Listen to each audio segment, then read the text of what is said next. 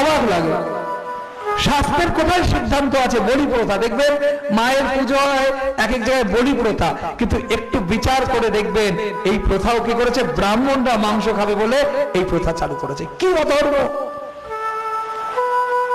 তাই শাস্ত্রে বলছে পৃথিবীতে যা ধর্ম নামে চলে, ভাগবত কহে তাই পরিপূর্ণ চলে। এ কেমন ধর্ম? জীব হত্যা করে, একজনের রক্তে স্নান করে আমি মায়ের সন্তুষ্টি বিধান করব? আমি জানি না কোন শাস্ত্রে লেখা আছে। কিন্তু যারা বিশেষজ্ঞ তারা বিচার করে বলছে ব্রাহ্মণরা তো আগে নিরামিষ আহার করত, আমিষ আহার ব্রাহ্মণদের মধ্যে প্রচলন ছিল না। আজও সেই ধারা আছে। যদি আপনারা দক্ষিণে যান, কর্ণাটক, ব্যাঙ্গালোর এইদিকে যান, আজও সেই সকল ব্রাহ্মণ কোনো পেঁয়াজ রসুন পর্যন্ত স্পর্শ করে না। কিন্তু বিশেষ করে আমাদের এই বঙ্গ সমাজে সেই ঐতিহ্য সংস্কার হারিয়ে গেছে। ব্রাহ্মণ তিনি যে যার ব্রাহ্মণত্ব আছে, যার গুণ আছে, গুণের দ্বারা ব্রাহ্মণ। ভগবান শ্রীকৃষ্ণ গীতায় বলছে যে গুণের দ্বারা ভগবান এই চতুর্বর্ণ সৃষ্টি করেছে। চতুর্বর্ণ মহা সিস্টেম, গুণ কর্ম বিভাগ। গুণ দ্বারা ভগবান এই চারটি বর্ণ সৃষ্টি করেছে। তাই ব্রাহ্মণরা হলো ভগবানের সব থেকে প্রিয়জন। তার মুখ থেকে যেমন শূদ্ররা তার চরণ থেকে উৎপন্ন হয়েছে, তাহলে ব্রাহ্মণদের স্থান কোথায়? কিন্তু আজকে ব্রাহ্মণরা তাদের নিজের জায়গাকে নামিয়ে এনেছে। স্বার্থ সিদ্ধির জন্য ধর্মকে অবমাননা করছে।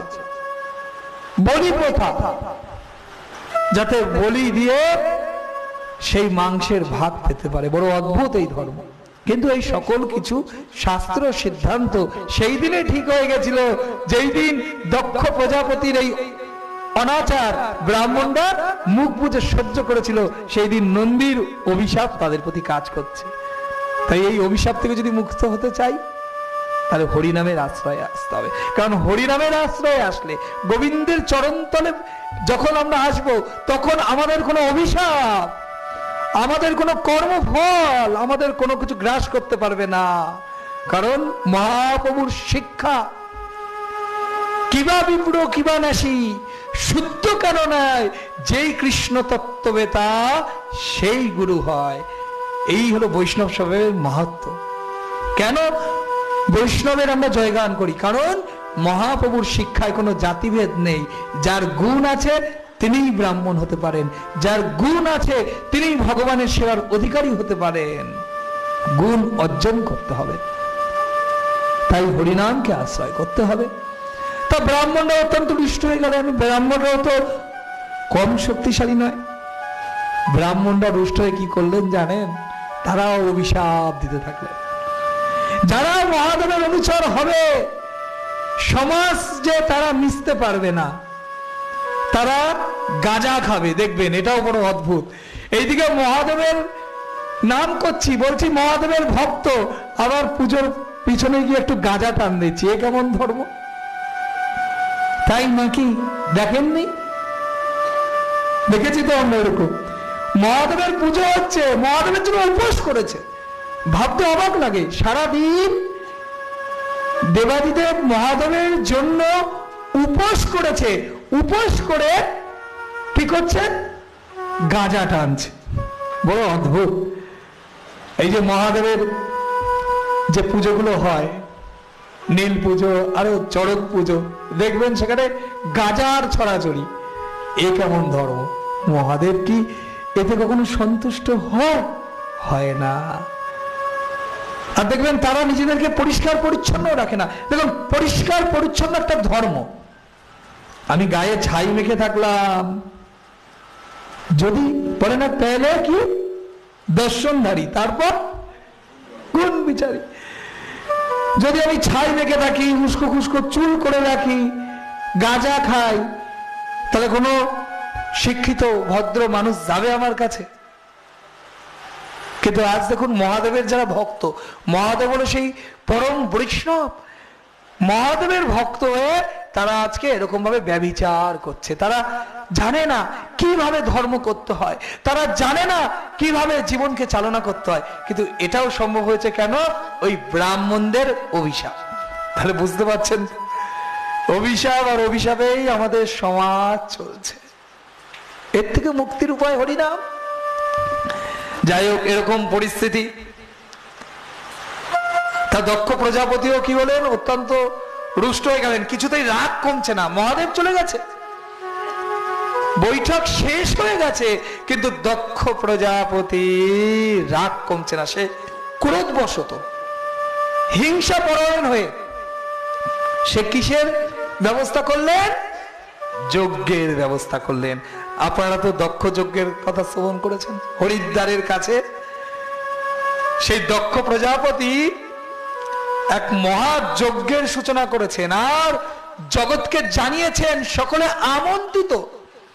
সমস্ত দেবতাদের কাছে আমন্ত্রণ পত্র পৌঁছে গেছে। স্বর্গে কোনো দেবতা বাকি নাই যে তার কাছে দক্ষ প্রজাপতির আমন্ত্রণ পত্র যায়নি। কারণ কি? মনে ক্রোধ, ঈর্ষা, মহাদেবকে অপমান করবার ইচ্ছা। আর যে যজ্ঞে পবিত্র থাকে না মন, হৃদয়ে শুদ্ধতা থাকে না, সেই যজ্ঞ কি কোনো সম্পূর্ণ হতে পারে? পতনের তো সেখানেই শুরু করে হয়েছে। শুধু অর্থ দিয়ে, ঐশ্বর্য দিয়ে ভগবানের সেবা হয় না, ধর্ম হয় না। ধর্ম করতে হলে একটি উপযুক্ত হৃদয়ের প্রয়োজন, উপযুক্ত মনের প্রয়োজন। ভক্তিটা অন্তর থেকে হয়, হৃদয় থেকে হয়। ভক্তি হৃদয়ের বিষয়। এটা একটু বাড়বে, ছোট একটু বাড়বে। ভক্তি অন্তরের বিষয়। যদি অন্তরে হৃদয়ের ভক্তি না থাকে তবে কোন পুজো সার্থক হবে? কোন পুজো সফল হবে? যদি হিংসা থেকে, ঈর্ষা থেকে নিজেকে প্রতিষ্ঠিত করবার জন্য, নিজের যশ প্রতিষ্ঠা করবার জন্য কোনো পূজা অর্চনা করি, তাহলে সেটা শুধু লোক দেখানোই হবে, কাজের কাজ কিচ্ছু হবে না। তাই অন্তরের ভক্তি, হৃদয়ের সমর্পণ আর পবিত্রতা জীবনের মূল মন্ত্র হওয়া উচিত। তবেই কোনো পূজা, কোনো যজ্ঞ, কোনো আচার সম্পূর্ণ হবে, নচেত নয়। আজ দক্ষ প্রজাপতি মহাদেবের প্রতি ক্রোধবশত এই যজ্ঞের আয়োজন করেছে। সূচনাতেই যেখানে অপবিত্র হয়ে গেছে। সকলের কাছে আমন্ত্রণ পৌঁছে গেছে, শুধু দুজনের কাছে যায়নি। এক হলো মাতা সতী আর এক হলো দেবাদেব মহাদেব। মাতা সতী কৈলাসে দেখছে সমস্ত দেবতারা নানা সুন্দর সুন্দর বিমানে কোথায় গমন করছে। মাতা সতী যখন তাদেরকে জিজ্ঞেস করছে, আপনারা কোথায় যাচ্ছেন? সকলে বলছে, সতী তোমারও তো আমন্ত্রণ রয়েছে, যাবে না তোমার পিতার গৃহে? পিতার গৃহে? হ্যাঁ, সেখানে তো মহাযজ্ঞ হচ্ছে। সমস্ত বিশ্ব ব্রহ্মাণ্ড, সমস্ত লোকের থেকে সকলে যে যাচ্ছে। মাতা সতী শুনলেন। কেমন লাগে? কোন কন্যা যদি জানে তার মায়ের বাড়িতে, বাপের বাড়িতে এক মহোৎসব, অথচ নেমন্তন্ন আমার কাছে আসেনি, নেমন্তন্ন আমার স্বামীর কাছে আসেনি। মা সতী ভগ্ন হৃদয়ে, ব্যর্থ মনোরথে কান্না চাপতে চাপতে মহাদেবের কাছে ছুটে গেলেন। প্রভু, আপনি শুনেছেন তো? মহাদেব বললেন, হ্যাঁ জানি আমি সতী। তাহলে আপনি চলুন। মহাদেব বললেন, দেখো যেখানে নেমন্তন্ন নেই, বিনা আমন্ত্রণে কি কোথাও যাওয়া উচিত? যারা পছন্দ করছে না আমাদের আগমন। কিন্তু মা সতী কি করে মনটা মানে? বাপের বাড়ির ব্যাপার তো।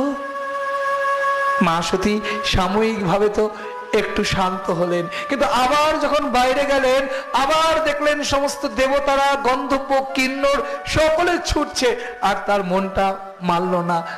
মহাদেবের কাছে এসে বললেন, স্বামী, সম্পর্কে আমার পিতা আপনার কে হন? কেন সতী, তুমি তো জানো তোমার পিতাকে আমি কখনো অসম্মান করিনি, তুমি তো জানো সতী। তখন মা সতী বলছে, তাই যদি হয় তাহলে পিতার নিমন্ত্রণ করলো কি করলো না তাতে কি এসে যায়, সেটা তো আমারও বাড়ি আর সেটা তো আপনারও বাড়ি, চলুন আমরা যাই। হয়তো পিতা খুব ব্যস্ততায় ভুলে গেছে। কন্যা তো বাবার দোষটা বুঝতে পারছে, হয়তো ব্যস্ততায় ভুলে গেছে, বা কাউকে দিয়ে হয়তো সংবাদ প্রেরণ করেছিল, সংবাদ আসেনি, চলুন চলুন যজ্ঞ শুরু হয়ে যাবে, মহোৎসব, আনন্দ। কিন্তু মহাদেব তো অন্তর্জামী, মহাদেব তো সব জানেন কি হতে চলেছে। মহাদেবের অজানা এই জগৎ সংসারে আর কি থাকতে পারে। মহাদেব অমঙ্গল জেনে মহাদেব বলেন, না সত্যি আমি তোমার কথা রাখতে পারছি। এটা একটা শাস্ত্র সিদ্ধান্ত। যারা মায়েরা আছেন, দেখুন স্ত্রী বুদ্ধি কখনো কখনো একটু দুর্বল হয়, এটা ঠিক। আজকের দিনে মেয়েরাও প্রধানমন্ত্রী হতে পারে, রাষ্ট্রপতি হতে পারে, তো তবু এক দুজন ব্যতিক্রম হতে পারে, কিন্তু স্বাভাবিকভাবে আমরা দেখেছি মায়েরা বেশি আবেগপ্রবণ হয়।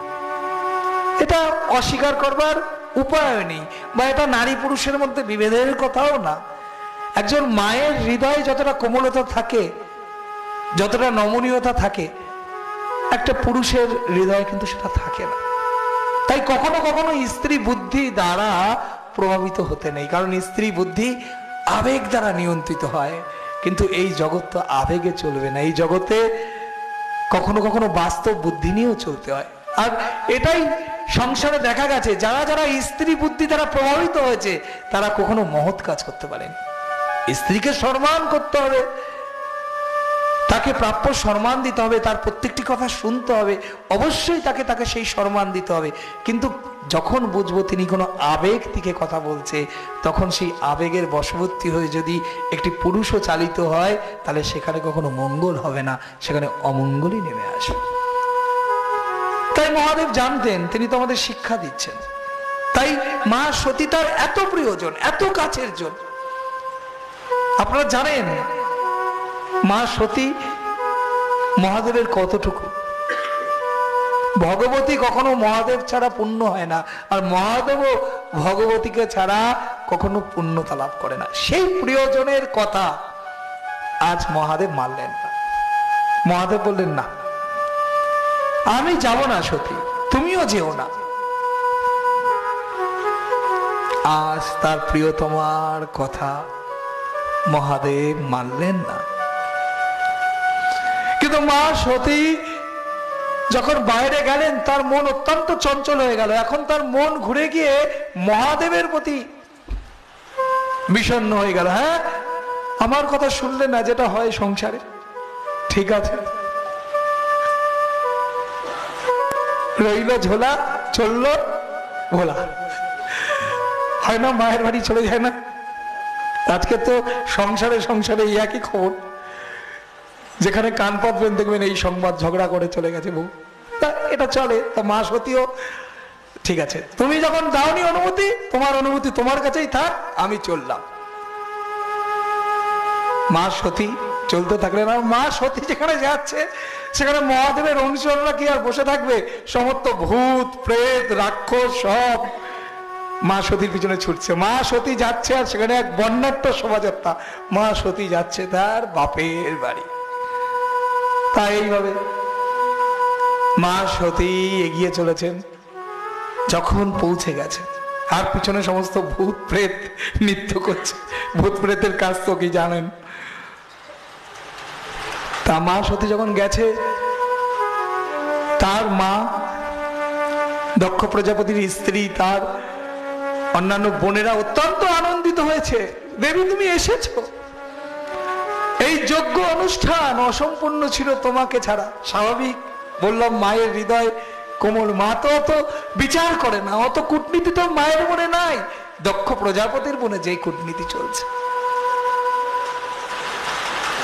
মা অত্যন্ত সন্তুষ্ট হয়েছে, বোনেরা সন্তুষ্ট হয়েছে, সকলে আলিঙ্গন করছে। কিন্তু দক্ষ প্রজাপতি একবারও সতীর দিকে তাকাচ্ছে না, বরং এমন ভাব দেখাচ্ছে যেন সতী কেন তুমি এখানে এসেছো।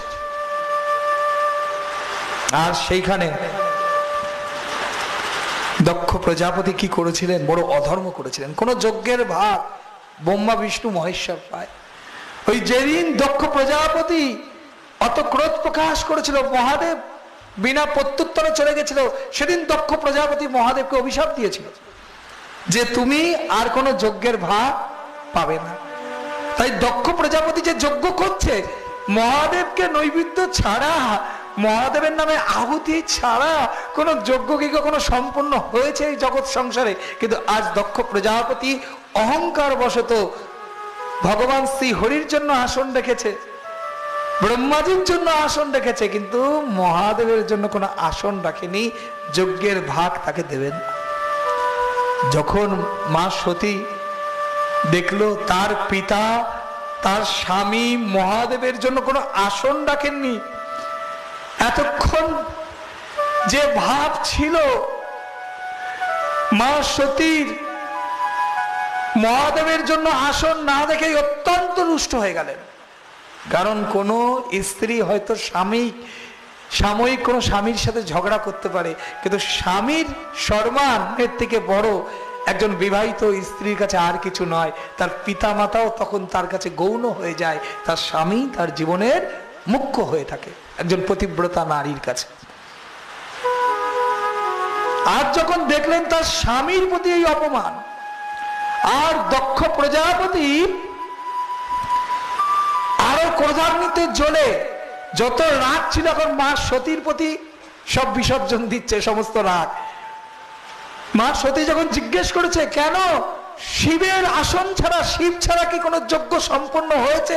হে পিতা, হে দেবতাগণ, ব্রহ্মাজি ছিলেন, ব্রহ্মাজি বলুন এই অধর্ম এখানে কি করে সম্ভব? দেবাদিদেব মহাদেবের আসন ছাড়া, তার প্রতি যজ্ঞের ভাগ ছাড়া কোনো যজ্ঞ সম্পূর্ণ হয়? আমার লজ্জা হচ্ছে। পিতার দিকে কটাক্ষ করতে করতে বলছে, আমার লজ্জা হচ্ছে পিতা, আমি আপনার কন্যা, যে মহাদেবকে সম্মান করতে পারে না, যে মহাদেবকে তার যোগ্য প্রাপ্য দিতে পারে না, তার কন্যা হয়ে আমি লজ্জিত। এই বলে কান্না করতে করতে ওই যজ্ঞের অগ্নি জ্বলছে, মা সতী আবেগপ্রবণ হয়ে সেই যজ্ঞের মধ্যে প্রবেশ করে গেলেন। আর সবার সামনে এই যজ্ঞস্থলে মা সতী জ্বলতে থাকলেন। স্বামীর প্রতি অপমান কোন পতিব্রতা নারী সহ্য করতে পারে না। মা সতী আমাদের কাছে সেই আদর্শ রেখে গেলেন, সেই সত্য আমাদেরকে জানিয়ে গেলেন। মা সতীর এই ত্যাগ সমস্ত দেবতারা দেখলো, কিন্তু এই দেবতারা যারা দৈব গুণে গুণী, যাদেরকে আমরা পূজা করি, তাদের মধ্যে এই সৎ সাহস ছিল না এই দক্ষ প্রজাপতির এই অধর্মকে আটকাবার। কখনো কখনো সম্মানের লোভে, নৈবেদ্যের লোভে আমরা কি করি? অধর্মকে সহ্য করি, কিন্তু সেটা সঠিক নয়, সেটা বেশিক্ষণের জন্য নয়, এটা ঠিক নয়। সত্যকে সত্য বলা উচিত, অধর্মকে অধর্ম বলা উচিত।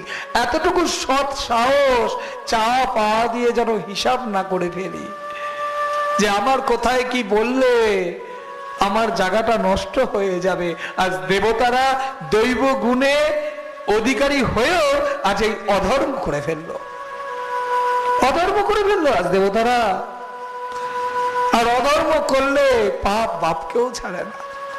যখন এই সংবাদ, মা সতীর এই অগ্নি প্রবেশের সংবাদ দেবাদিদেব মহাদেবের কাছে পৌঁছে গেল, মহাদেব যে এত শান্ত ছিল, তার প্রিয়তমা, তার প্রাণ ধনকে হারিয়ে আজ সেই মহাদেবী অত্যন্ত ক্রোধান্বিত হয়ে গেল।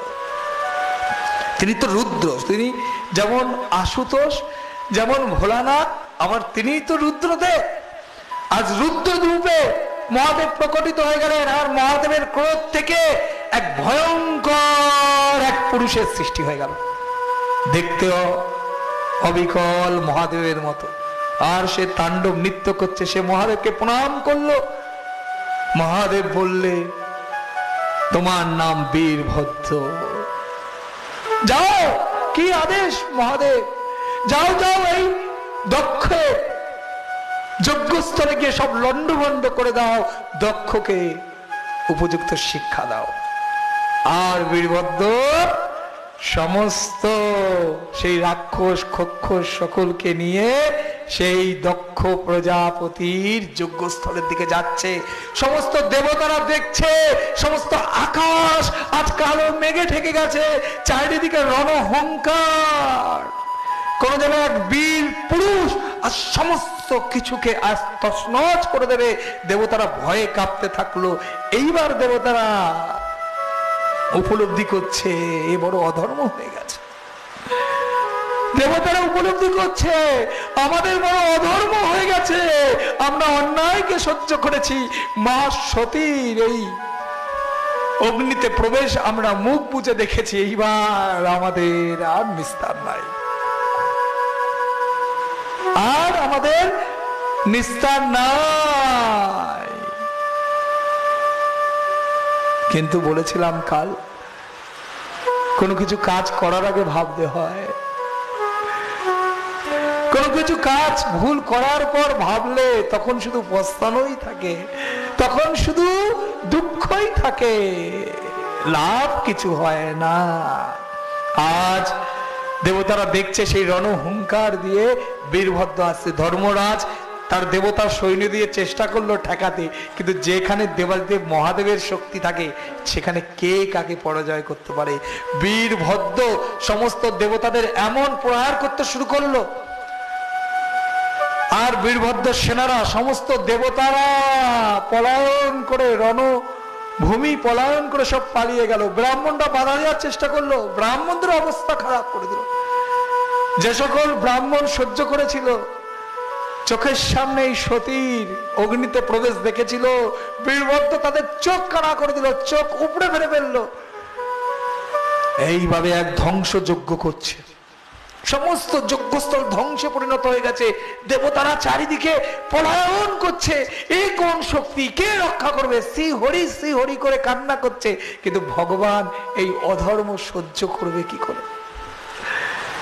মহাদেবের এই অপমানে একদিকে যদি মা সতী সব থেকে বেশি কষ্ট পান, আরেকদিকে আমার ভগবান শ্রীহরি তিনিও অত্যন্ত কষ্ট পেয়েছিলেন। আর এই দেবতাদের এই অধর্ম দেখে ভগবান ভাবছিলেন এই দৈব শক্তিকে আমি বলিয়ান করি। তাই ভগবানের কৃপা আশীর্বাদ না থাকলে, ভগবান ছিল হয়তো যজ্ঞে ভগবানের জন্য আহুতি দেওয়ার ব্যবস্থা ছিল, কিন্তু ভগবানের মনটা তো ছিল না। ভগবান যে কখনো অধর্মের সাথে থাকেন না। তাই স্বাভাবিক নিয়মেই দেবতারা পরাজিত হয়ে গেলেন, দেবতারা পরাজিত হয়ে গেছে। অবশেষে বীরভদ্র সেই দক্ষ প্রজাপতিকে পেয়ে তার মস্তকটা দেহ থেকে, ধর থেকে আলাদা করে যেখানে মা সতী অগ্নিতে প্রবেশ করেছিল ওই অগ্নিতে নিক্ষেপ করে। এইবার বীরভদ্র শান্ত হয়েছে, সকলে ভগবান শ্রী হরির কাছে ছুটে গেছে। ভগবান কি হবে? হে শ্রী হরি, আপনি তো রক্ষাকর্তা, দেবতারা তাহিমাম রক্ষা করুন। এই যজ্ঞ যদি সম্পূর্ণ না হয় তাহলে তো এই পৃথিবীতে সমস্ত অধর্ম ছেয়ে যাবে, সমস্ত অসুর শক্তি বিকশিত হবে, এই জগতে মহা অকল্যাণ হয়ে যাবে। হে ভগবান শ্রী হরি, কি উপায় আছে?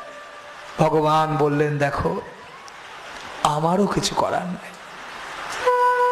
যার চরণে অপরাধ হয়েছে, যে মহাদেবের চরণে তোমরা অপরাধ করেছো, একমাত্র বৈষ্ণবের চরণে অপরাধ করলে, মহাদেবের চরণে অপরাধ করলে তিনি যদি ক্ষমা না করেন কখনো তার থেকে মুক্তি নাই। তাই আমারও ক্ষমতা নেই, যার চরণে অপরাধ করেছে যাও তার কাছে। তিনি ভোলানাথ, তিনি অল্প প্রার্থনাতেই সন্তুষ্ট হয়, তোমাদের প্রার্থনায় অবশ্যই তিনি সন্তুষ্ট হবে। তখন সমস্ত দেবতারা ব্রহ্মাজির সাথে সকলের সাথে গেলেন সেই কৈলাসে, আর মহাদেবের স্তুতি করতে থাকলেন যে আপনাকে আমরা চিনতে পারিনি। দেবতারা এরকমই, ইন্দ্র তো বিশেষভাবে, ইন্দ্র তো এমনকি ভগবানের চরণে অপরাধ করে দেবতাদের। তাই বলে যে কখনো প্রতিষ্ঠা, কখনো যদি জীবনে প্রতিষ্ঠা চলে আসে তখন ওই প্রতিষ্ঠাই বিনাশের কারণ হয়ে যায়। প্রতিষ্ঠা আমাকে ভুলিয়ে দেয় আমি কি, আমার কি করা উচিত। আজ সমস্ত দেবতারা এখন বুঝতে পারছে, এখন তাদের অহংকার চলে গেছে। তারা ভাবছিল আমাদের শক্তিতে বলিদান হয়ে দক্ষ প্রজাপতির এই যজ্ঞ আমরা সম্পূর্ণ করব, কিন্তু মহাদেবের শক্তি বীরভদ্র সমস্ত কিছু ভুল প্রমাণিত করে দিয়েছে। আর তাই সকলে এখন মহাদেবের কাছে গিয়ে সেই দেবাদিদেব মহাদেবের স্তুতি করছে, তার প্রতি প্রার্থনা করছে। আর তার প্রার্থনায় সন্তুষ্ট হয়ে মহাদেবের এখন ক্রোধাগ্নি নিভে গেছে। মহাদেব এমনই ভক্তবৎসল, মহাদেবকে খুব সহজেই সন্তুষ্ট করা যায়। মহাদেব যত সহজে সন্তুষ্ট হয় এমনকি ভগবান শ্রীহরিও সন্তুষ্ট হয় না। মহাদেবকে খুব সহজেই সন্তুষ্ট করা যায়, আবার মহাদেব খুব সহজেই রেগে যায়। তা মহাদেব সন্তুষ্ট হয়ে গেলেন। তখন সকল দেবতাদের, ব্রহ্মাজি সকলের প্রার্থনায় মহাদেব কি করলেন, সেই যজ্ঞকে সম্পূর্ণ করবার জন্য, সেই যজ্ঞকে সম্পূর্ণ করবার জন্য মহাদেব তখন সকলকে নিয়ে সেই যজ্ঞস্থলে উপস্থিত হলো। কিন্তু যে যজ্ঞের যজমান কে ছিল? দক্ষ প্রজাপতি, যিনি যজ্ঞের উদ্যোক্তা। তিনি যদি জীবিত না হন তাহলে যজ্ঞ সম্পূর্ণ করবে কি করে? তাই সকলে মহা বিপদে পড়ে গেল যে দক্ষ প্রজাপতি কিভাবে জীবিত হবেন, কারণ উপায় তো নাই। তার মস্তকটা কি হয়েছিল? মহাদেব তাকে জীবন দান করবেন, মহাদেবের সেই শক্তি আছে, কারণ ভগবান শ্রী হরিরও এই একই ইচ্ছা। কিন্তু এই যজ্ঞ সম্পূর্ণ করতে গেলে দক্ষ প্রজাপতিকে জীবিত করতে হবে, তার মস্তক যে পুড়ে গেছে। তখন কি করলো, সামনে এক ছাগল ছিল, মহাদেবের নির্দেশ মতো সেই ছাগ মুন্ডকে দক্ষ প্রজাপতির ধরের উপর বসিয়ে দেওয়া হলো, আর দক্ষ প্রজাপতিকে জীবন দান করা হলো। তিনি আবার জীবিত হয়ে ওই যজ্ঞ সম্পূর্ণ করলেন। দক্ষ প্রজাপতির অহংকার চূর্ণ হলো। কিন্তু অহংকার চূর্ণ হলো, আজও দক্ষ প্রজাপতি কি অবস্থায় আছেন? ছাগ মুন্ড নিয়ে। তাই দেখুন, অহংকার করলে, ক্রোধ করলে, অধর্ম করলে শাস্তি তো পেতেই হবে। দক্ষ প্রজাপতিও তার বাইরে নয়, তাহলে আমাকে আপনাকে ভাবার প্রয়োজন আছে। তাই এইভাবে মা সতী ও ভগবানের কথা কীর্তন হলো। জয় জয় দেবাদিদেব মহাদেব কি জয়, কৃষ্ণ কানাইয়া লাল কি। ভাগবতে মৈত্রেয় মুনি স্বয়ম্ভু মনুর বংশের কথা বর্ণনা করছে। দুই পুত্র, উত্থানপাদ ও প্রিয়ব্রত। তা এই উত্থানপাদ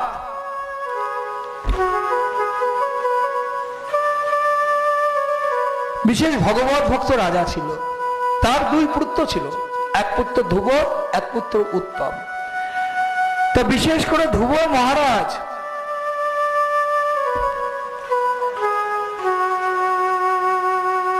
বৃন্দাবনে সাধন ভজন করে ভগবানকে লাভ করেছিল। বৃন্দাবন হলো সেই ধাম, সেই পবিত্র ধাম, সেই স্থান যেখানে আমাদের সাধনের পথ প্রশস্ত হতে পারে। তা কি করে ধ্রুব বৃন্দাবনে মধুবনে সাধন ভজন করে মাত্র 5 বছর বয়সে ভগবানকে লাভ করেছিল, সেই কথা ভাগবতে কীর্তন হচ্ছে। তা ধ্রুব মহারাজের সেই বৃন্দাবনে ভগবত প্রাপ্তির কথা শ্রবণের পূর্বে আমরা বৃন্দাবন ধাম সম্পর্কে জানবো, আমাদেরও হৃদয় মন বৃন্দাবনে সমর্পণ করব। যদি বৃন্দাবনের পথে পথে আমরাও এরকম রাধা নাম গাইতে পারতাম, কৃষ্ণ নাম গাইতে পারতাম, কৃষ্ণকে খুঁজতে পারতাম, তাহলে আমাদের জীবনটা ধন্য হতো। আসুন একটি সুন্দর ভজনের মাধ্যমে আমরা সেই বৃন্দাবনে এখন ভ্রমণ করব, বৃন্দাবন দর্শন করব, আর সেই দর্শনের মাধ্যমে আমরা বৃন্দাবনের মাহাত্ম্য জেনে ভগবানকে লাভের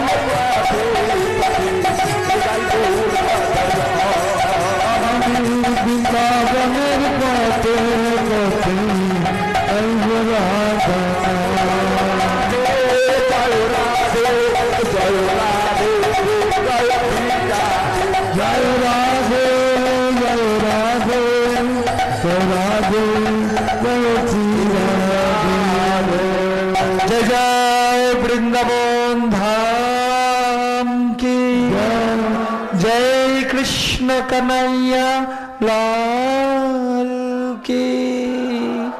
এই সেই বৃন্দাবন। এই বৃন্দাবন কিভাবে ধ্রুবর জীবন পরিবর্তন করেছে। উত্থান পাদের দুই স্ত্রী, একজনের নাম সুরুচি আর একজনের নাম সুনীতি। এটা আমাদের কাছে বড় শিক্ষা।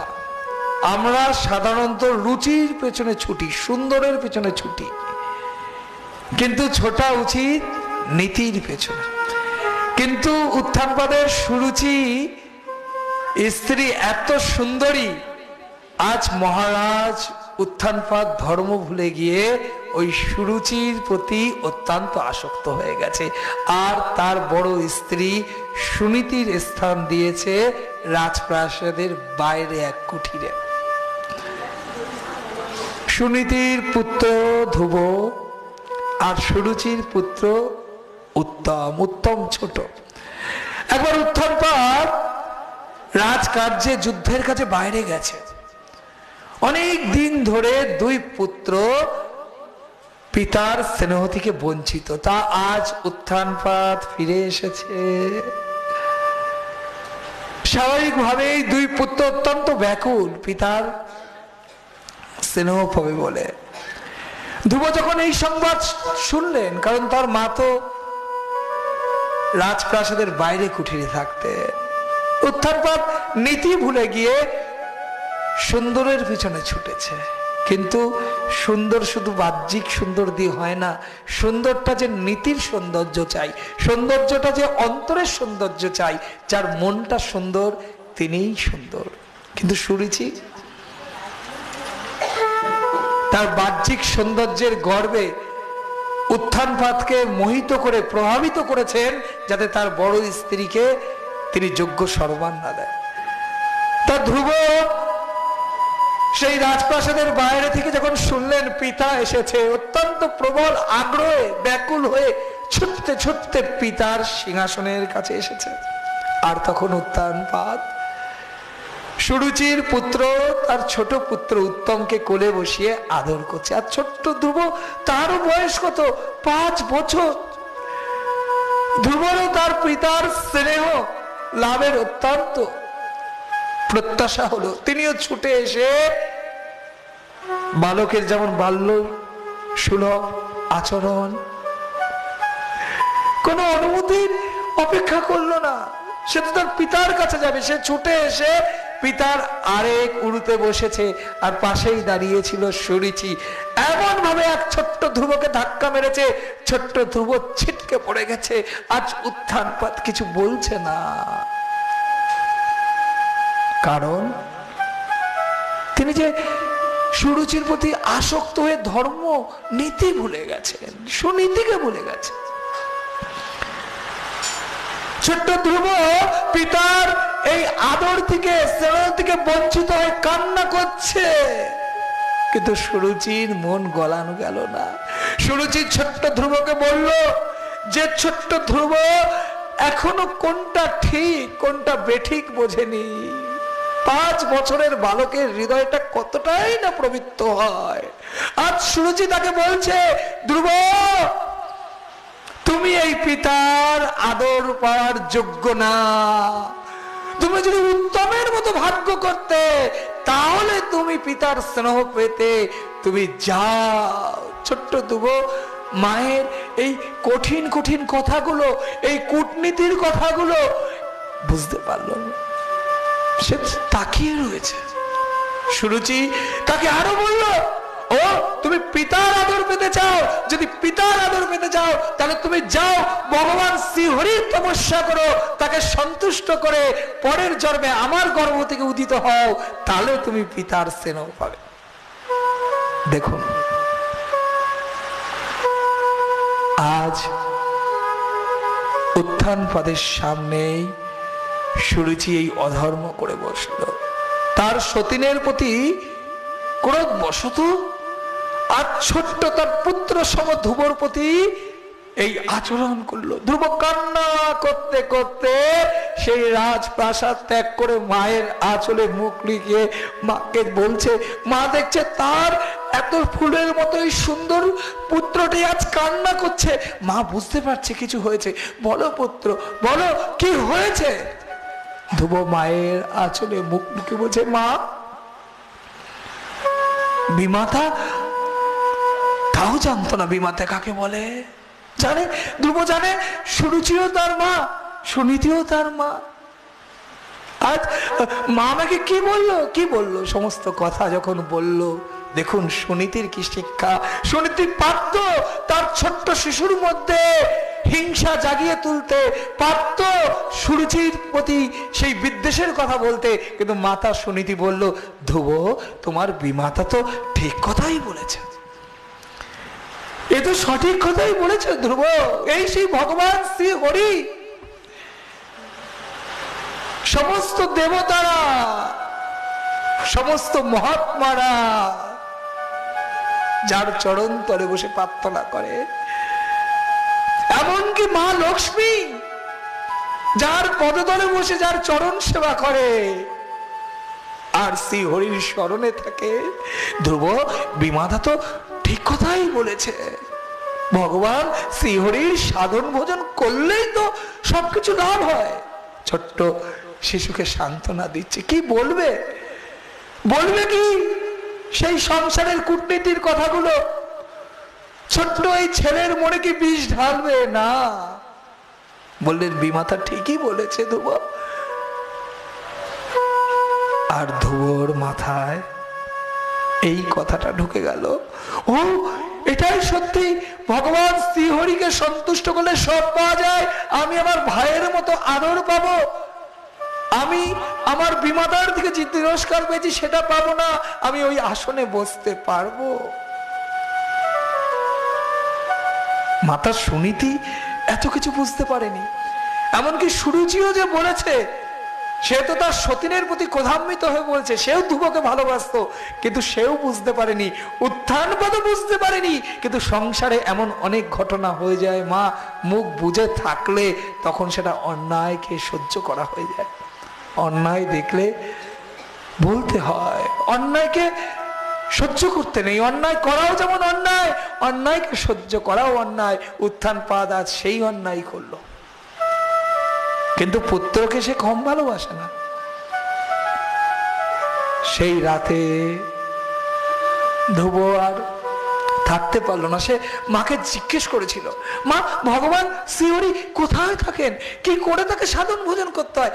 মাতা সুনীতি তো সরল মনে তাকে বলেছিল বনের মধ্যে মহাত্মারা তাকে সাধন ভোজন করে লাভ করে। আর এই কথা ধ্রুবর মাথায় ঢুকে গেছে।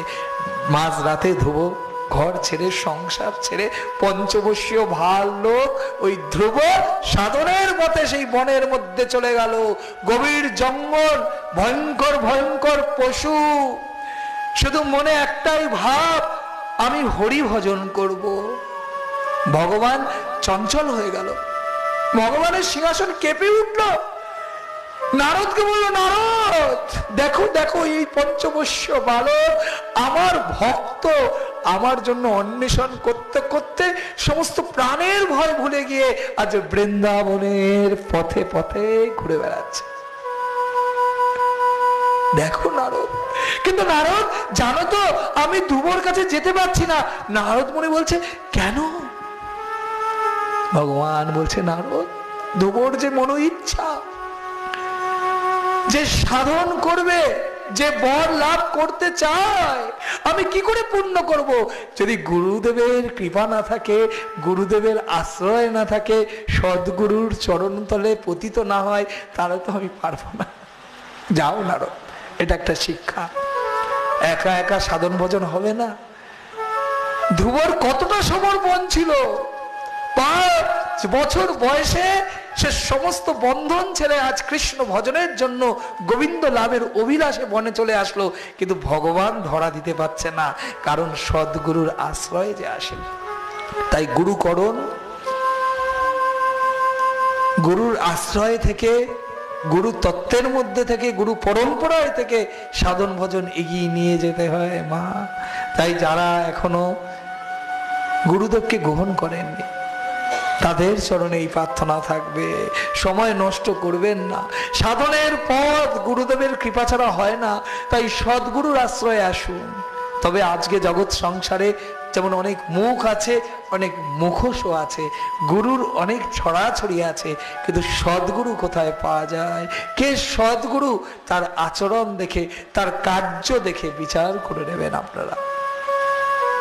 কিন্তু একা একা সাধনের পথ সহজ হবে না, গুরুদেবের আশ্রয় আসতেই হবে। তাই আজ ভগবান কৃপা পরায়ণ হয়ে ভগবান নারদকে পাঠালো, যাও নারদ যাও, আমার ভক্তের কাছে যাও। নারদ মুনি আসলেন ব্রাহ্মণ বেশে।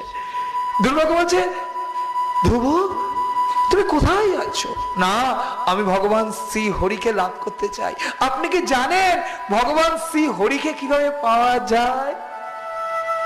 নারদ বলছে, হ্যাঁ জানি ধ্রুব, কিন্তু এইটা কোনো 5 বছরের বাচ্চার কাজ না, এই অনেক কঠিন সাধন, কঠিন পথ ধ্রুব। তুমি যাও যাও, তোমার নিশ্চয়ই এখন রাগ পড়ে গেছে, তুমি যাও ঘরে ফিরে যাও। ধ্রুব ছোট্ট বালক বলে, যে ঘর থেকে বেরিয়েছি শ্রী হরির খোঁজে, সেই ঘরে আর ফিরে যাব না। যত কঠিন পথ হোক, যত কঠিন সাধন হোক, আপনি যদি জানেন আমাকে বলুন, আমি সেই সাধনের পথেই এগিয়ে যাব। কি তার সংকল্প?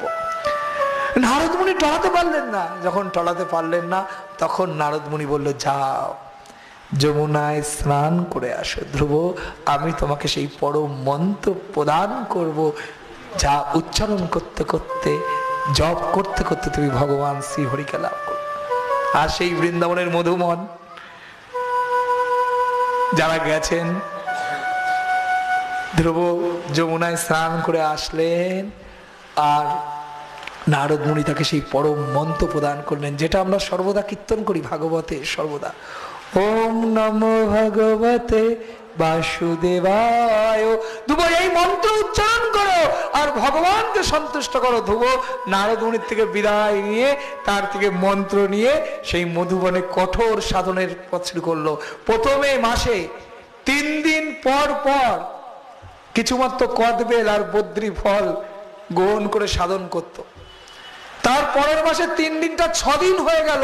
6 দিন পর পর শুকনো পাতা খেয়ে সাধন করত। শুধু হরিনাম খাওয়ার সময় নাই, শুকনো পাতা, দূরে কোথায় যাবে কদবেল পাততে, বদ্রী ফল পাততে, সময় যে নষ্ট হয়ে যাবে। সামনে আশেপাশে যে ঘাসগুলো শুকিয়ে থাকতো তাই খেয়ে ধ্রুব তার জীবন চালনা। তৃতীয় মাসে ধ্রুব 6 দিনকে 9 দিনে নিয়ে গেল, আরো 3 দিন বাড়িয়ে দিল। এইবার শুধু জল পান করে, না শুকনো ঘাসও খাবো না, ওই জল পান করে জীবনটা চালাতে থাকলো। আর ভগবানের সেই শ্রী নাম গুরুদেবের দেয়া মন্ত্র উচ্চারণ করতে থাকলো। চতুর্থ মাসে ধ্রুব শুধু বায়ু খেয়ে তার সাধন ভোজন করলো। ভগবান ঠিক থাকতে পারে? পঞ্চম মাসে ধ্রুব বায়ু সেবন বন্ধ করে দিল, ভগবানকে স্মরণ করলো। আর ভগবান তার হৃদয়ে এসে ধরা দিয়েছে। এক পায়ে দাঁড়িয়ে ধ্রুব, এক পা তুলে ওই ছোট্ট পঞ্চবর্ষীয় বালক এই কঠোর সাধন করছে। ভগবানকে তার হৃদয়ের মধ্যে আকর্ষণ করে নিয়েছে। সমস্ত জগৎ সেই তপস্যার তাপে কাঁপতে থাকলো। দেবতারা কম্পমান হয়ে ভগবান শ্রী হরির কাছে গেল। ভগবান, কোন অসুর শক্তি আসছে, কোন দুরবস্থা আসছে, আমাদেরকে রক্ষা করুন। ভগবান তাদের আশ্বস্ত করলো, এটা কোনো অসুরের শক্তি না, আমার প্রিয় ভক্ত ধ্রুবের তপস্যার প্রভাব। আমি যাব, তোমরা নিশ্চিন্ত থাকো, আমি যাব আমার ধ্রুবর কাছে। তখন ভগবান 6ষ্ঠ মাসে এসে ধ্রুবর কাছে আসলো। ছোট্ট ধ্রুব কোনোদিন জানে না, শাস্ত্র জানে না, কি স্তুতি করবে, কি ভগবানকে দর্শন করে ধ্রুব বা হারিয়ে ফেলেছে। ভগবান বুঝতে পারলো, ভগবান তার শঙ্খটা আর কুমণ্ডলটা কৃপা করে তাকে স্পর্শ করলো। আর ভগবানের স্পর্শে ধ্রুব এক অপূর্ব স্তুতি স্তব ভগবানের করতে থাকলো। আজ যে ধ্রুব এসেছিল সাধন ভোজন করতে, কি নিয়ে? বিদ্বেষ নিয়ে, ভাইয়ের প্রতি বিদ্বেষ, বিমাতার প্রতি বিদ্বেষ, পিতার প্রতি অভিমান, যে ওই সিংহাসনে আমি বসবো। ভগবানের স্পর্শে থেকে তার সমস্ত কিছু নষ্ট হয়ে গেল। এটা ভক্তের গুণ। ধ্রুব কিন্তু আর ভগবানের কাছে বলেনি, ভগবান আমার ভাইকে যেন আমি হত্যা করতে পারি, আমি যেন বাবার সিংহাসনে বসতে পারি। কিন্তু যেই অভিলাষে ধ্রুব এসেছিল সাধন ভজনের পথে, কিন্তু ভগবানকে দর্শন করে ভগবানের ভক্ত হয়ে সমস্ত কিছু জ্বলে পুড়ে ছাই হয়ে গেল, হিংসা বিদ্বেষ। এখন ধ্রুবর মনে শুধু প্রেম, শুধু ভগবানকে স্তুতি করছে। আর ওইদিকে উত্থানপাদও কান্না করছে, সুরুচিও কান্না করছে। ছোট্ট উত্তমকে নিয়ে সুরুচি সুনীতি এখন আর তাদের মধ্যে বিবাদ নাই। ধ্রুবকে তারা ভালোবাসত।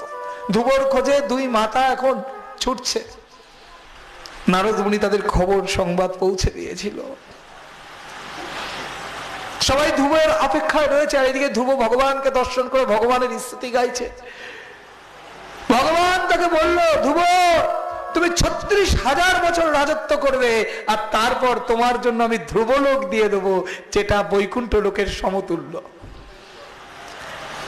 ভগবান বলল, ধ্রুব তোমার ভ্রাতা উত্তম একদিন বনে প্রবেশ করে যক্ষ দ্বারা আক্রান্ত হয়ে মারা যাবে, আর তোমার বিমাতা যে তোমার প্রতি অধর্ম করেছে সে দাবানলে পুরো ভস্ম হবে। কিন্তু ধ্রুবর এখন কিসের হিংসা? ধ্রুবর গুলো চায় না। ধ্রুব এখন কান্না করছে। ভগবান তো তাকে বরদান করে চলে গেছে, কিন্তু ধ্রুব এখন কান্না করছে, হে ভগবান আমি কত বড় অধম, আমি জানি না কি চাইতে হয়। তোমাকে দর্শন করে যেখানে তোমার চরণ শুধু প্রার্থনা করব, তুমি সেখানে আমাকে 36,000 বছর রাজত্বের বর প্রদান করলে। ভগবান আমি চাই না। নেই ভাইয়ের প্রতি বিদ্বেষ, যে বিমাতার জন্য আজ ধ্রুবর এই সাধন, নেই সেই বিমাতার প্রতি কোনো ক্ষোভ। ধ্রুবর শুধু আজ কান্না পাচ্ছে, ভগবানকে দর্শন করে ভগবানের কাছে কি চাইতে হয় আমি জানি না। আজ আমি ভগবানের কাছে এই জড় বস্তুগুলো লাভ করলাম। যে গোবিন্দের দর্শন পায়, যে গোবিন্দের চরণ পায়, তার কাছে ৩৬,০০০ বছর রাজত্বের কি মূল্য থাকতে পারে? কিন্তু ভগবান তাকে কৃপা করলো, তাই এটা শাস্ত্র সিদ্ধান্ত। দেখবেন, একটু তাকিয়ে যদি দেখি, আমার বিচারে, আমার পর্যবেক্ষণে আমি দেখি না ভক্তদের মধ্যে এমন ভক্ত খুব কম আছে যাদের খাওয়া জোটে না। এটা কিন্তু সত্যি বড় অদ্ভুত। ভক্তি করছে, মালা জপ করছে, ১৬ মালা ৩২ মালা জপ করছে, হরিনাম করছে, কিন্তু দিনের শেষে দেখবেন তার জন্য কোনো অভাব নাই। গরিব হলেও তার সংসারটা আনন্দে চলে যায়। আসলে কি? আসলে তো আমরা সেই শুদ্ধ ভক্ত প্রথমেই হতে পারিনি, যে সমস্ত ত্যাগ করে শুধু গোবিন্দ তোমার চরণে দিলাম। সেটা আস্তে আস্তে হয়। তা ভগবানের ভক্ত হলে ভগবান এমনই কৃপা করে, ধ্রুবতার প্রমাণ। প্রথমে আমাদের যেগুলো জড়জাগতিক চাওয়া পাওয়া থাকে, ভগবান আগে সেগুলো পূর্ণ করে, তারপরে ভগবান ভক্তকে পরমাত্ম প্রদান করে। তাই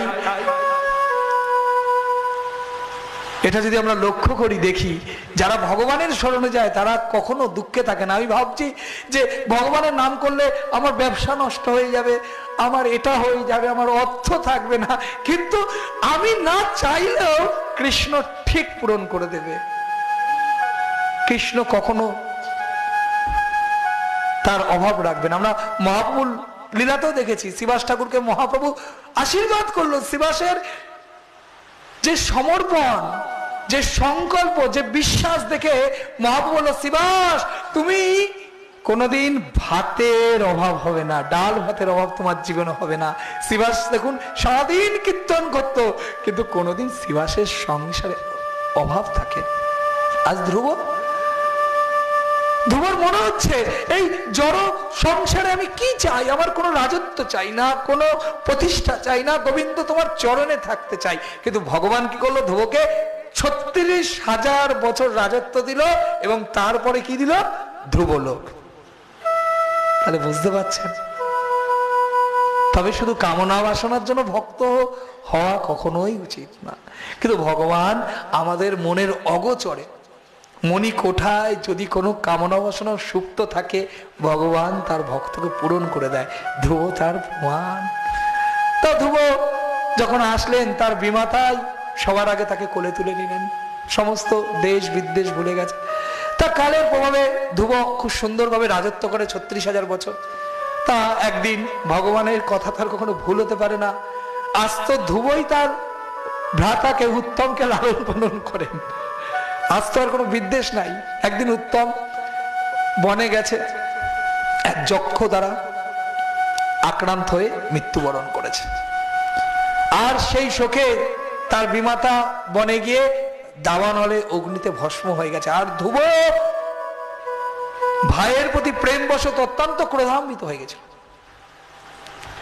সে ভুলে গেছিল যে ভাইয়ের প্রতি বিদ্বেষ তো আমি করেছিলাম। কিন্তু আজ তো শুধু ভাইয়ের প্রতি প্রেম, যে ভক্ত হয়ে যায় তার কি আর কখনো এই সকল বিদ্বেষ হিংসা থাকে ভাইয়ের প্রতি? ধ্রুব অত্যন্ত রুষ্ট হয়ে, যে যক্ষরা উত্তমকে হত্যা করেছিল, ধ্রুব সেই যক্ষদের বিরুদ্ধে যুদ্ধ ঘোষণা করলো। আর ধ্রুবর শক্তির সামনে সেই রাজা ধ্রুব এখন সমস্ত যক্ষরা তাই তাই করতে থাকলো। একের পর এক বাণে ধ্রুব সমস্ত যক্ষদের হত্যা করতে থাকলো। আর সেই সময় যক্ষদের অধিপতি কে? কুবের। কুবের কোনো উপায় না দেখে স্বয়ংভূ মুনির কাছে ছুটে গেছে। অর্থাৎ ধ্রুবর পিতা উত্থানপাদ, আর উত্থানপাদের পিতা স্বয়ংভূ মুনি, যিনি এই দেহ ত্যাগ করে যিনি চলে গেছেন ধামে, রক্ষা করুন। তা স্বয়ংভূ মনু কুবেরকে নিয়ে ধ্রুবর কাছে এসে বলছে, ধ্রুব এই হত্যা লীলা ঠিক নাই। ধ্রুব ধ্রুব তুমি কি ভুলে গেছো ভগবান শ্রী হরির যে এই বিধান ছিল যে তোমার ভ্রাতা উত্তম হত্যা হবে, তাহলে কেন তুমি যক্ষদের হত্যা করছো? ধ্রুব এটা কি আমাদের বংশের গরিমা বৃদ্ধি করবে ধ্রুব? এইভাবে প্রথম মনু, স্বয়ম্ভু মনু কুবেরের সাথে যখন বলল, তখন ধ্রুবর ক্রোধ শান্ত হলো। আর ধ্রুবর যখন ক্রোধ শান্ত হলো, তখন কুবের, একে তো ভগবান তো এত কিছু দিয়েছে, আর কুবেরও কি করলো, সমস্ত ধন ধ্রুবকে দিয়ে দিল। ধ্রুব আরো ঐশ্বর্যশালী হয়ে উঠলো, কিন্তু মন যে গোবিন্দের চরণ। তাই একদিন ৩৬,০০০ বছর পর ধ্রুব বনে চলে গেল, সমস্ত রাজকার্য সমস্ত কিছু বন্ধন ছেড়ে কি করে গোবিন্দকে লাভ করবে। আর এই জগতে এক অদ্ভুত ঘটনা ঘটল। দেখুন, এই পৃথিবীতে কেউ মৃত্যুবরণ করলে তবেই অন্য দেহ লাভ করে। এমনকি ভগবানও এই নিয়মের বাইরে যায়নি, ভগবানও তার লীলা সংবরণ করেই তারপর তার ধামে ফিরে গেছে। কিন্তু ধ্রুব ভক্তের জন্য ভগবান নিয়ম পরিবর্তন করে দিল। ইনি কৃষ্ণচন্দ্র, ইনি ভগবান শ্রী হরি, যে ভক্তের জন্য নিজের নিয়মকে পরিবর্তন করে দেয়। কি করে? ধ্রুব যখন যাবে নিজের ধ্রুবলোকে, মৃত্যু তার সামনে এসে খাড়া হয়েছে। মৃত্যু বলছে, হে ধ্রুব মহারাজ, এই জগৎ সংসারে কেউ মৃত্যুবরণ না করে কেউ কোনোদিন এই পৃথিবী ছাড়েনি, আপনি আগে মৃত্যুবরণ করুন। ধ্রুব বলছে, আমি মৃত্যুবরণ করব না। আর ভগবান কি করলো, ভক্তের ইচ্ছা, ঠিক আছে, নিয়ম পরিবর্তন করে দিল। যে মৃত্যু তার সম্মুখে দাঁড়িয়ে ধ্রুব কে নিতে ধ্রুবলোক থেকে সমস্ত ভগবান রথ পাঠিয়েছে, বিমান পাঠিয়েছে। ধ্রুব দেহ ত্যাগ না করে মৃত্যুর মাথায় পা দিয়ে সেই রথে আরোহণ করে এই দেহে সশরীরে ধ্রুবলোকে চলে গেল। জয় জয় ধ্রুব মহারাজ কি। দেখুন, ভক্তের জন্য ভগবান কি করতে পারে। ভক্তের জন্য ভগবান নিজের নিয়ম পরিবর্তন করে দিতে পারে। এটাই সত্যি কৃষ্ণচন্দ্র। ভগবানের অশেষ কৃপা করুণা, ভগবানের দয়া বড় বড় অদ্ভুত। করুণাময় ভগবান, দয়াময় ভগবান। তাই এই ধ্রুবর বংশেই পরে বেন বলে এক ব্যভিচারী রাজা ছিল। ঋষিদের ক্রোধে সেই বেন হত্যা হয়ে যায়, কারণ ব্যভিচার করছিল। যতই বংশ যতই উচ্চকুল হোক, শাস্ত্রে একটা কথা আছে, জন্ম হোক যথাযথা, কর্ম হোক ভালো। আমি ভালো বংশের ছেলে, তাতে কি হবে? এই ধ্রুবরী বংশে বেন এসেছিল রাজা অঙ্গের পুত্র রূপে, কিন্তু এসে অধর্ম করছিল। আর তাই মুনি ঋষিরা ক্রোধে সেই বেনকে হত্যা করে দিয়েছিল। তারা বেন হত্যা হওয়ার পর সংসারে নানা রকম দুরাচার নেমে আসে। কি হবে, কি উপায় আছে? তাই মুনি ঋষিরা আবার কি করলো, বেনের উরুটা মন্থন করলো। আর উরু থেকে মন্থন করে এক কৃষ্ণকার পুরুষ, ছোটখাটো নাক চ্যাপটা কালো এক পুরুষ আবির্ভূত হলো। তা মুনি ঋষিরা সকলে ভয় পেয়ে গেল। সেই পুরুষ বলছে, কি করব? বলছে, ঠিক আছে, তুমি বসো। নিশীথ মানে বসো।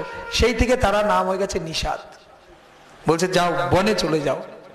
দেখবেন বন জঙ্গলে এখনো সেরকম ধরনের মানুষ দেখা যায়। আমরা যাদের আদিবাসী বলি, কৃষ্ণকার, নাইজেরিয়ায় সেরে দেখবেন।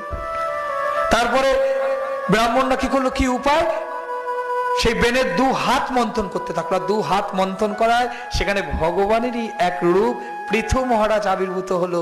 দুই বাহু থেকে আরেক বাহু থেকে আবির্ভূত হলো মাথা অচ্ছি। আর এই পৃথু মহারাজ, এই যে পৃথিবী আজ যে শস্য শ্যামলা, পৃথু মহারাজের কৃপা। পৃথু মহারাজ দেখলো সমস্ত পৃথিবীতে বেনের রাজত্বে সমস্ত পৃথিবীতে কি হয়েছিল, অসুর দৈত্য সব বেড়ে গেছিল, পৃথিবীর প্রতি ব্যভিচার বেড়ে গেছিল। তাই পৃথিবী দেবী নিজেকে গুটিয়ে নিয়েছিল, সবকিছু শোষণ করে নিয়েছিল। সমস্ত প্রজারা এসে পৃথু মহারাজকে বলছে, আমরা বাঁচবো কি করে? পৃথু মহারাজ চিন্তা করলো কি উপায়। তখন পৃথু মহারাজ বুঝতে পারলো এই পৃথিবী নিজেকে গুটিয়ে নিয়েছে। অত্যন্ত রুষ্ট হয়ে যেই তীর বানে তীর দিয়েছে আর পৃথিবী দেবী একটা গাভীর বেশে দৌড়াতে থাকলো। আর পৃথু মহারাজ যখন তার পিছনে নিটলো, পৃথিবী ধরিত্রী দেবী বুঝতে পারলো এর থেকে নিস্তার নাই, তার চরণে পতিত হয়ে বলল আমাকে হত্যা করবেন না, আসলে এই জগতে এত অসুর বেড়ে গেছে, তাই আমি সবকিছু আমার মধ্যে শোষণ করে নিয়েছি। পৃথু মহারাজ বলল কি উপায়? তখন পৃথিবী দেবী বলল আমি গাভী রূপে আছি, আমাকে দহন করে আবার এই পৃথিবীকে শস্য শ্যামলা করে দিন। তখন পৃথু মহারাজ সেই গাভী রূপী, আমরা জগন্নাথ গোশালায় বসে আছি, গাভীর মহিমার থেকে সর্বশ্রেষ্ঠ মহিমা আর কি আছে, দেখুন সর্বত্র গাভী। তখন এই গাভী রূপী পৃথিবীকে পৃথু মহারাজ নির্দেশে সমস্ত মন্থন করে এই শস্য শ্যামলা পৃথিবী, যে পৃথিবী আমরা দেখছি সেই পৃথিবীকে পেয়েছি। জয় জয় পৃথু মহারাজ কি। এইভাবে ভাগবত কথা এগিয়ে যায়।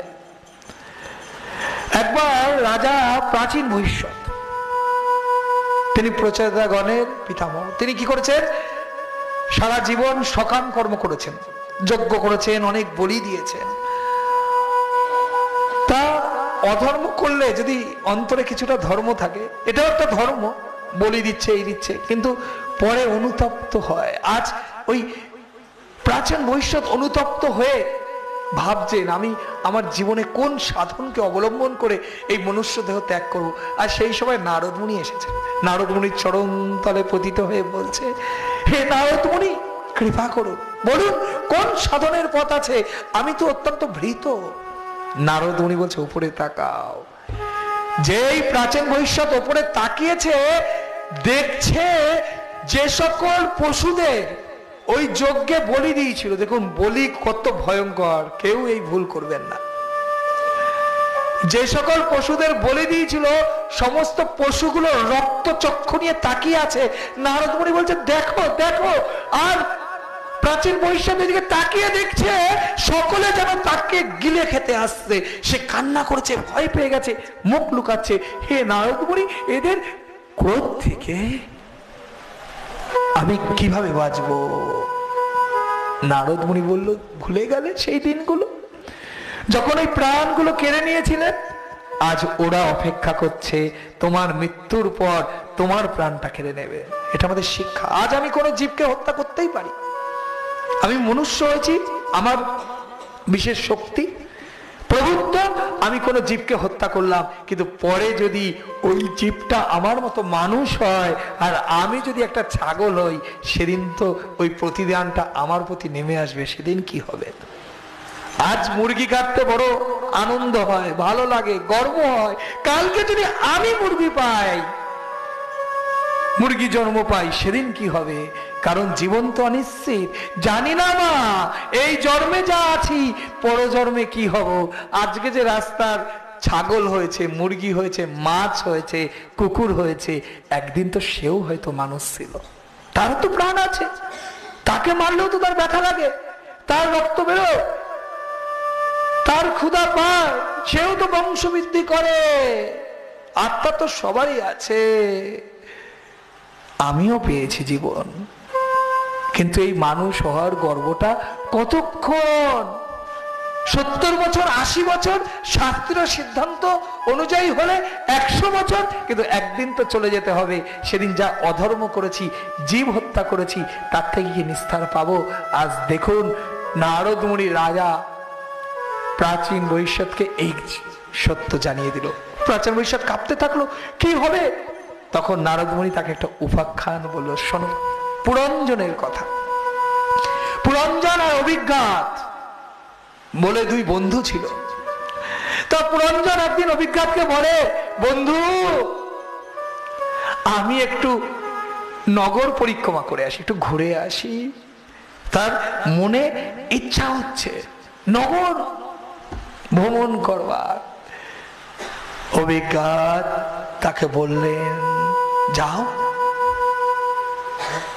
পুরঞ্জন ঘুরতে ঘুরতে একটি এত সুন্দর নগর দেখলেন যেখানে নবদ্বার, 9টি দ্বার আছে, আর সেই নগরে 5 ফণা বিশিষ্ট এক সর্প পাহারা দিচ্ছে। সেখানে 10 জন সৈনিক রয়েছে, এক সেনাপতি রয়েছে, আর সেই নগরের মধ্যে যখন প্রবেশ করেছে, পুরঞ্জন এক অপূর্ব সুন্দরী নারীকে দেখতে পেয়েছে। সেই রমণীকে দেখে পুরঞ্জন ভুলে গেছে বন্ধু অভিজ্ঞতার কথা। সে বলছে, তুমি কে? সেই নারী বলছে, আমার নাম জানি না। ও, তোমার নাম জানো না? আমি পুরঞ্জন, আজ থেকে তুমি পুরঞ্জনী। দুজনের চোখে চোখ পড়ে, হাতে হাত পড়ে, এবং পুরঞ্জন সেই পুরঞ্জনীকে বিবাহ করে। আর বিবাহ করে পুরঞ্জন এখন পুরঞ্জনীর কথায় চলে। পুরঞ্জনী বসলে পুরঞ্জন বসে, পুরঞ্জনী যা বলে পুরঞ্জন সেই কথায় নাচে। এই জগৎ সংসারে কিছু কিছু স্বামী আছে দেখবেন,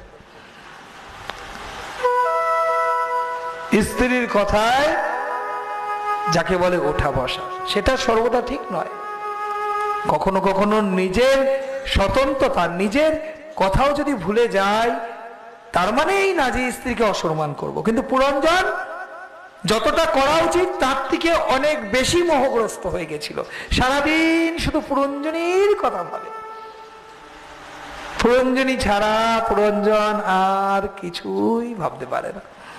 এইভাবে তার জীবন চলছে। একবার জরা নামক এক কন্যা ছিল, কালের কন্যা জরা। সে খুব কুৎসিত ছিল, তো তাই তার বিবাহ হতো না। সে রাজা চন্ডবেগের কাছে গেছিল, হে রাজা চন্ডবেগ, আমাকে বিবাহের জন্য কোনো ব্যবস্থা করবেন। তার রাজা চন্ডবেগ তাকে 360 সাদা ঘোড়া, ভালোভাবে শ্রবণ করবেন আমাদের জীবনের কথা, আর 360 কালো ঘোড়া দিয়ে, এতগুলো গন্তব্য আর গন্তব্য দিয়ে, সৈন্য সামন্ত দিয়ে পাঠিয়ে দিয়েছিল। আর যমন রাজ এই জরার সাথে থেকে, জরা তো এতদিন পাত্র পাচ্ছে না, কাকে বিয়ে করবে, বিয়ে করবে পুরঞ্জনের নগরীতে এসে পুরঞ্জনকে ভালো লেগে গেছে। আর যেই পুরঞ্জনকে বলেছে, পুরঞ্জন তো পুরঞ্জনীর প্রেমে পাগল।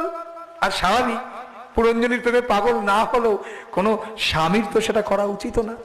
পুরঞ্জন অস্বীকার করেছে, আর জরা অত্যন্ত দুষ্ট হয়ে গেছে। চন্ডবেগের দেয়া সেনা সৈন্য নিয়ে, গন্তব্য দিনে সে পুরঞ্জনের নগরে আক্রমণ করে দিয়েছে। আর যখন পুরঞ্জনের নগরে আক্রমণ করেছে, তখন পুরঞ্জনের যে সেনারা ছিল তারা শক্তি দিয়ে প্রতিরোধ করার চেষ্টা করেছে, কিন্তু সবাই আজ পরাজিত।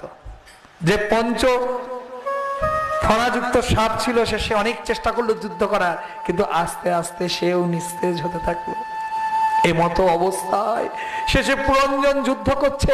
পুরঞ্জন যুদ্ধ করতে করতে সেও প্রায় মৃত্যু মুখে দাঁড়িয়ে আছে। আর এখন পুরঞ্জন ভাবছে, আমার পুরঞ্জনীর কি হবে। দেখুন, মৃত্যুর সামনে দাঁড়িয়েও পুরঞ্জনীকে ভুলতে পারছে না। ভাবছে, এই পুরঞ্জনীর কি হবে আমি মরে গেলে। নিজের মরণের চিন্তা নাই, চিন্তা কার? পুরঞ্জনীর কি হবে।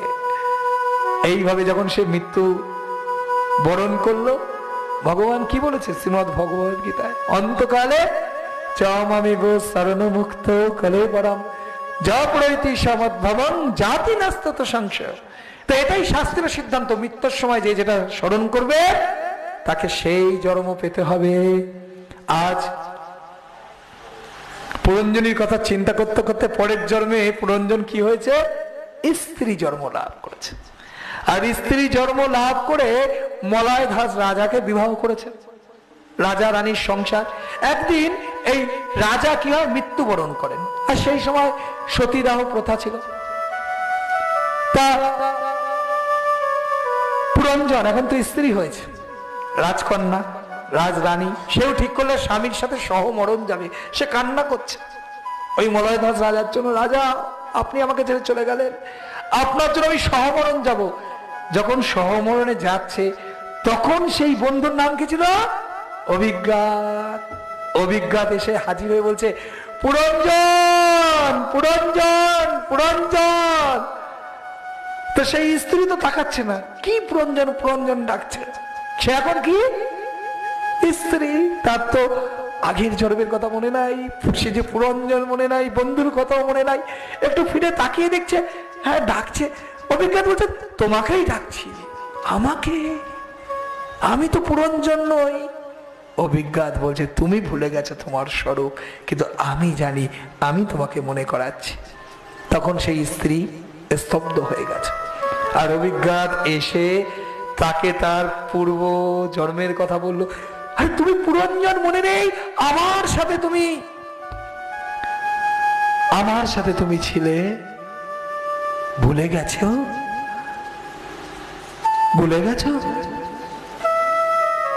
তখন একের পর এক কথা যখন মনে করাচ্ছে, তখন পুরঞ্জন মনে পড়েছে, হ্যাঁ তাই তো, সত্যি তো, আমি তো কোনো স্ত্রীও নেই, আমি তো কোনো পুরুষও নই। অভিজ্ঞান বলছে, না তুমি স্ত্রী, না কোনো পুরুষ। জন্মে জন্মে আমরা এরকম পাই, কখনো স্ত্রী, কখনো পুরুষ, কখনো বা রাস্তার কুকুর বা বিড়াল, কখনো মনুষ্য দেহ, কখনো রাজা, কখনো প্রজা। ওই তিনজনকে দিয়ে কিন্তু পোশাক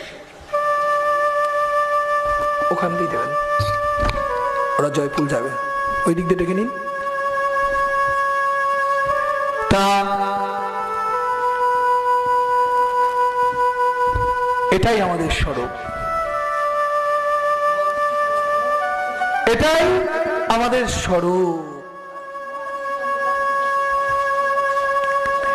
পুরঞ্জন এখন বুঝতে পেরেছে তিনি কে। তিনি সমস্ত জড়বন্ধন ছিন্ন করে অভিজ্ঞতার সাথে চলে গেলেন।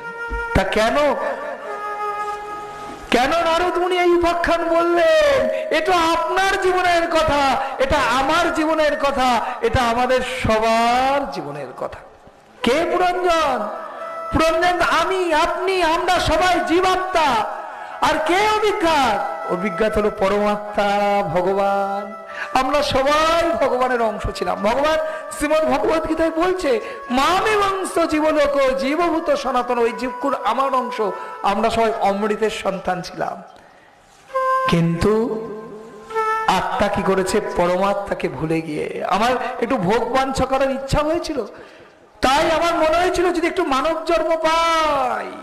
তাই ভগবান পরমাত্মা সেই মনো ইচ্ছা পূর্ণ করেছিল, যেই নামে অভিজ্ঞা পুরঞ্জনকে অনুমতি দিয়েছিল। সেই পরমাত্মা আজ আমাদের বলেছে, যাও একটু পৃথিবী ঘুরে আসো। আর পৃথিবীতে এসে ঘুরতে ঘুরতে কি পেয়েছি? সর্বশ্রেষ্ঠ এই যে নবদ্বার যুক্ত শরীর। তাকিয়ে দেখুন, আমাদের শরীরের 9টি ছিদ্র, 2টি কান, চোখ, নাক, ঠোঁট, উপস্থ, লিঙ্গ, সবকিছু নিয়ে আমাদের 9টি ছিদ্র। তো আমাদের খুব ভালো লেগেছে, তাই এই নবদ্বার যুক্ত শরীরে এই জীবাত্মা প্রবেশ করেছে। আর যেদিন প্রবেশ করেছে সেদিন ওই যে 10 জন সৈনিক, পঞ্চ জ্ঞানেন্দ্রিয়, পঞ্চ কর্মেন্দ্রিয় আর মন সেনাপতির অধীনে এসে মন দ্বারা চালিত হয়ে সবকিছু ভুলে গেছি। এখন ভগবানকে ভুলে গেছি। এই মনুষ্য জন্ম পেয়ে জীব কৃষ্ণ নিত্য দাস, ইহা জীবের স্বরূপ, আমার স্বরূপ ভুলে গেছি। আমি অমৃতের পুত্র, অমৃতের সন্তান, সেটা ভুলে গেছি। ভুলে মায়ার দ্বারা দাসত্ব করছি। আর আচার্যরা বলছে, কৃষ্ণ ভুলি যেই যে ভগবান ছা করে, নিকটস্থ মায়া তাকে জাপটাইয়া ধরে। মায়ার গ্রাসে, মায়ার কবলে পড়ে গেছি।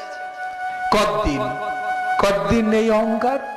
পুরঞ্জনের অহংকার কতদিন ছিল?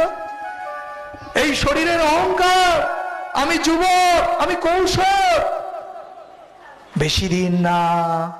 সময়ের প্রভাবে একদিন সকলকে জড়া আক্রমণ করবে। যেমন পুরঞ্জনকে জড়া আক্রমণ করেছিল, বার্ধক্য হলো সেই জড়া, একদিন আমাদের আক্রমণ করবে। আর সেদিন এই যে তার সাথে 360 সাদা ঘোড়া, 360 কালো ঘোড়া ছিল, গন্ধব্য ছিল। আমাদের এরকম বছরে 360টি দিন অতিক্রম হয়ে যাবে, আর আমরা বার্ধক্যে গ্রাস করব, জড়া দ্বারা আক্রান্ত হব।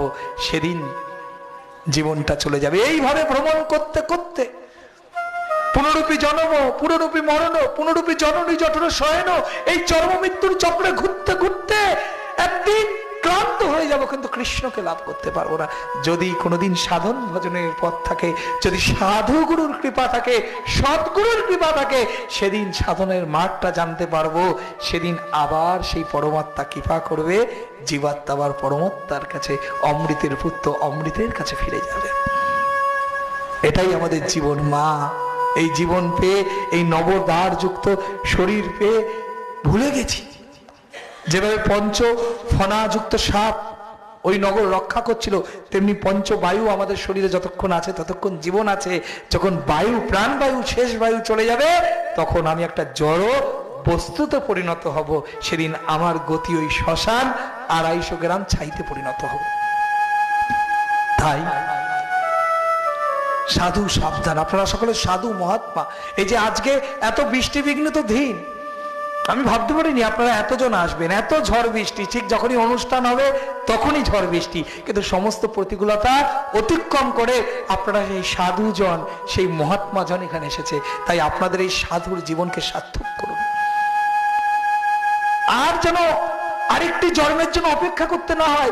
এই জীবাত্মা যেন আর কোন জনিতে, ওই কুকুর বিড়াল জনিতে না ভ্রমণ করতে হয়। এই মানব দেহ পেয়েছি, এই মানব জন্ম পেয়ে এই জীবনেই যেন সাধন ভজনের পথকে মসৃণ করে গোবিন্দের চরণে যেতে পারি, যেইভাবে পুরঞ্জন চলে গেল।